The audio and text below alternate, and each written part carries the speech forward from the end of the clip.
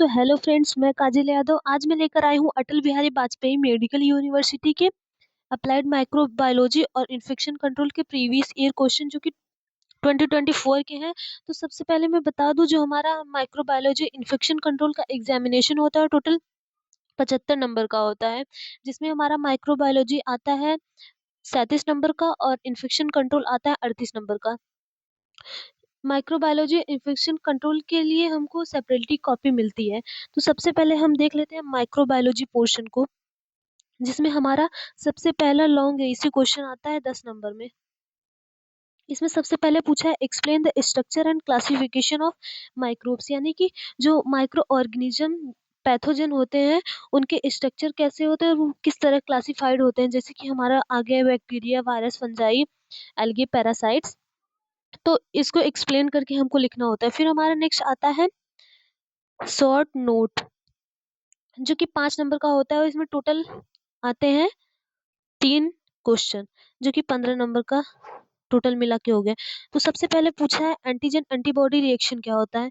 देखो, जब हमारे बॉडी का एंटीबॉडी किसी फॉरेन पार्टिकल, फॉरेन सब्सटेंस या एंटीजन से बाइंड होकर एंटीजन एंटीबॉडी कॉम्प्लेक्स फॉर्म करते हैं, जो कि पैथोजन जो होते हैं या फॉरेन पार्टिकल होते हैं उसको उसके ग्रोथ के लिए न्यूट्रलाइज करते हैं, यानी कि उसका जो ग्रोथ या मल्टीप्लिकेशन होता है उसको न्यूट्रलाइज कर देते हैं, जिससे वो हमारे बॉडी में डिजीज कॉज नहीं कर पाते। फिर हमारा नेक्स्ट पूछा है growth and nutrition of microbes, यानी कि जो हमारे माइक्रो ऑर्गेनिज्म, यानी जो बैक्टीरिया, वायरस या कोई पैरासाइट, एल्गी वगैरह, वो ग्रोथ कैसे करते हैं, उनका न्यूट्रिशन कैसे होता है। फिर हमारा नेक्स्ट पूछा है कोल्ड चेन फॉर वैक्सीन। तो हमारा कोल्ड चेन वैक्सीन क्या होता है। ये एक सिस्टम होता है जिसमें हम वैक्सीन्स को स्टोर करके और ट्रांसपोर्ट करने की प्रक्रिया होते हैं, जिसमें हम टेम्परेचर को कंट्रोल करते हैं। फिर हमारा नेक्स्ट आता है शॉर्ट आंसर। शॉर्ट आंसर में टोटल 3 क्वेश्चंस होते हैं 2-2 नंबर के। तो सबसे पहले हमारा पूछा है health care associated infection. Health care associated infection को हम नोजोकोवियल इन्फेक्शन या health care associated infection, health care acquired infection के नाम से भी जानते हैं। देखो, जब हम हॉस्पिटल्स में या health care health care settings में जब किसी डिजीज कंडीशन के रिगार्डिंग हम ट्रीटमेंट ले रहे होते हैं, उस टाइम पे जो हमें इन्फेक्शन होता है उसे हम बोलते हैं नोजोकोमियल इन्फेक्शन या हेल्थ केयर एसोसिएटेड इन्फेक्शन। तो इसमें कई प्रकार के आ जाते हैं, जैसे सर्जिकल साइट इन्फेक्शन और यूरिनरी ट्रैक्ट इन्फेक्शन, ऐसे ऐसे बहुत सारे इन्फेक्शन आते हैं। फिर हमारा नेक्स्ट पूछा है जूनोटिक इन्फेक्शन क्या होता है। देखो, जूनोटिक इन्फेक्शन नेचुरली ट्रांसमिटेड होने वाला डिजीज है, जो हमारे वर्टिब्रा एनिमल्स में और ह्यूमंस में होते हैं। तो हमारा इसमें कुछ एग्जांपल आ जाता है, जैसे प्लेग, रेबीज, कोविड-19 वगैरह हो गए। फिर हमारा नेक्स्ट पूछा है माइक्रोबियल पैथोजेनेसिस क्या होता है, यानी कि जो डिजीज कंडीशन होते हैं वो हमारे बॉडी में कैसे कॉज करते हैं, यानी कि वो पहले बॉडी में कैसे इंटर करते हैं, फिर कैसे कैसे डिजीज कॉज करते हैं। फिर हमारा नेक्स्ट आ जाता है मल्टीपल चॉइस क्वेश्चन। तो हमारा फर्स्ट क्वेश्चन है what the primary route of transmission for clostridium difficile infection in health care setting. तो हमारा इसका आंसर हो जाएगा आंसर नंबर सी, यानी कि कांटेक्ट के थ्रू जो होता है वो ट्रांसमिट होता है। तो सेकंड आ जाता है what is the recommended duration for hand washing with soap and water as per standard infection control. तो देखो, हर जगह आपको 20 सेकंड मिल जाएगा, तो इसका ऑप्शन बी सही होगा, 20 सेकंड। फिर हमारा थर्ड आ जाता है which of the following is an example of victim borne disease. तो हमारा इसमें मलेरिया होता है, जो कि विक्टिम बोर्न डिजीज होता है। फिर हमारा नेक्स्ट आ जाता है fourth which vaccine prevent infection with human papilloma virus, यानी कि कौन सा ऐसा वैक्सीन है जो हमको ह्यूमन पेपिलोमा वायरस से प्रिवेंट करता है। तो हमारा उसमें आ जाता है ह्यूमन पेपिलोमा वायरस वैक्सीन। फिर हमारा नेक्स्ट फिफ्थ आ जाता है what type of precaution are recommended for a patient diagnosed with chicken pox, यानी कि जो हमारा प्रिकॉशन होता है, यानी कि जो चिकन पॉक्स होते हैं वो किस तरह का प्रिकॉशन रिकमेंडेड करते हैं। तो हमारा कॉन्टैक्ट प्रिकॉशन, जो देखो चिकन पॉक्स होता है वो कम्युनिकेबल डिजीज होता है, तो इसमें हम कॉन्टैक्ट कॉन्टैक्ट से प्रिवेंट होकर के चिकन पॉक्स से बच सकते हैं। फिर हमारा 6 आता है, which organism is commonly associated with urinary tract infection. तो हमारा इसमें आ जाएगा इकोलाई, यानी कि स्टीरियो कोलाई, ये वाला आंसर नंबर 1 वाला। फिर हमारा नेक्स्ट आ जाता है इन्फेक्शन कंट्रोल। देखो सबसे पहले मैं बता दूं कि डिस्क्रिप्शन बॉक्स में आपको व्हाट्सएप ग्रुप का लिंक मिल जाएगा, जहां से आप इस पीडीएफ के या कोई भी प्रीवियस ईयर क्वेश्चन चाहिए तो उस ग्रुप में मिल जाएगा। उसके साथ साथ में नर्सिंग के अपडेटेड वीडियो और नर्सिंग के नोट्स उस ग्रुप में मिलते हैं, तो आप उसको ज्वाइन कर सकते हैं।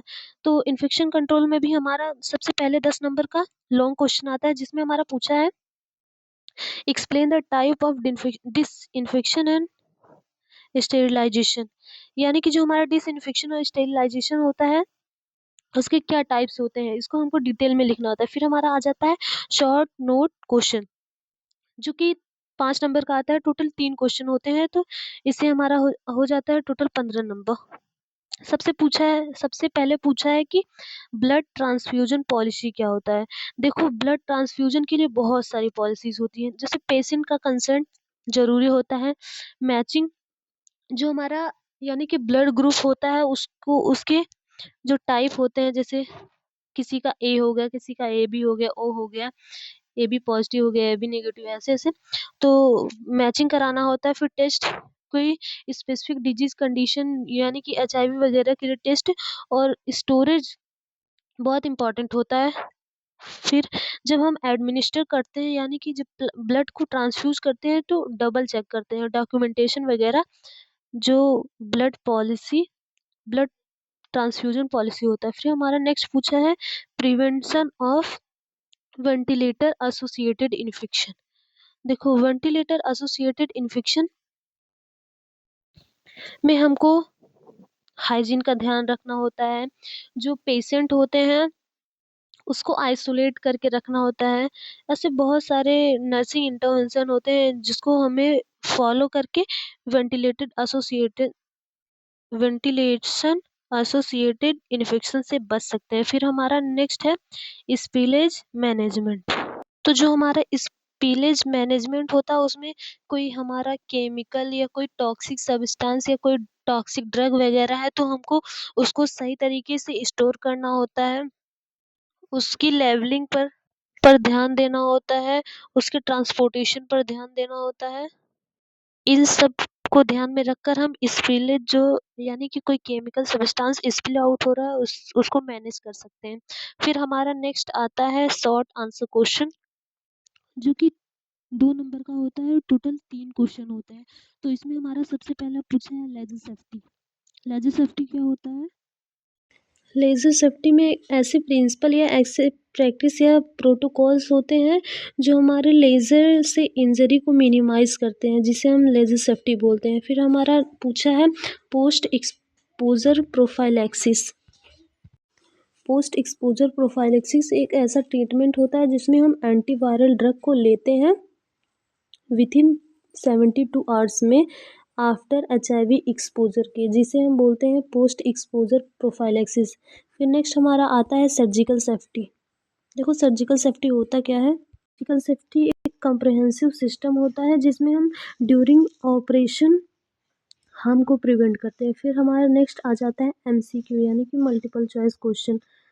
इसमें multiple choice question total 7 number का होता है, यानी कि 7 क्वेश्चन होते हैं। तो फर्स्ट हमारा आ जाता है which statement about the proper handling of linen contaminated with infectious material is correct। तो हमारा इसमें करेक्ट आंसर हो जाता है बी वाला, place linen in the plastic bag before transporting it. फिर हमारा नेक्स्ट आता है दूसरा, which colour is typically used for container or bag that hold biohazardous waste. तो हमारा इसमें ऑप्शन डी सही हो जाता है, रेड। फिर हमारा तीसरा आता है which statement about the proper handling of linen contaminated with infectious material is correct. तो हमारा इसमें ऑप्शन सी सही हो जाता है, use use leak proof containers with biohazardous symbols. यानी कि जो हमारा कंटेनर होना चाहिए वो लीक प्रूफ होना चाहिए और उस पर बायोहजार्डस के सिंबल बने होने चाहिए। फिर हमारा नेक्स्ट फोर्थ आता है when should healthcare workers use respiratory protection such as N95 respirator।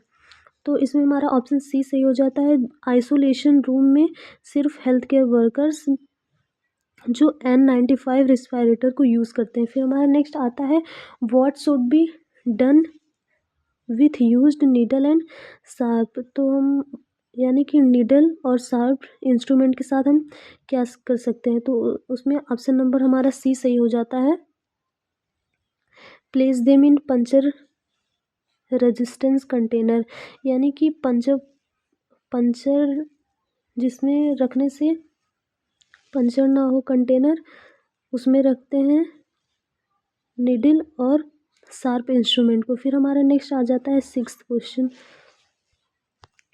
Which precaution is necessary when handling blood or bodily fluid. तो उसमें हमारा ए सही हो जाता है, wear gloves only if fluid are visible.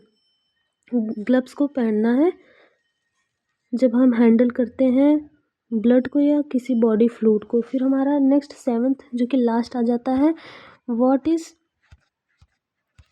Recommended action if a health care worker's clothing catch fire.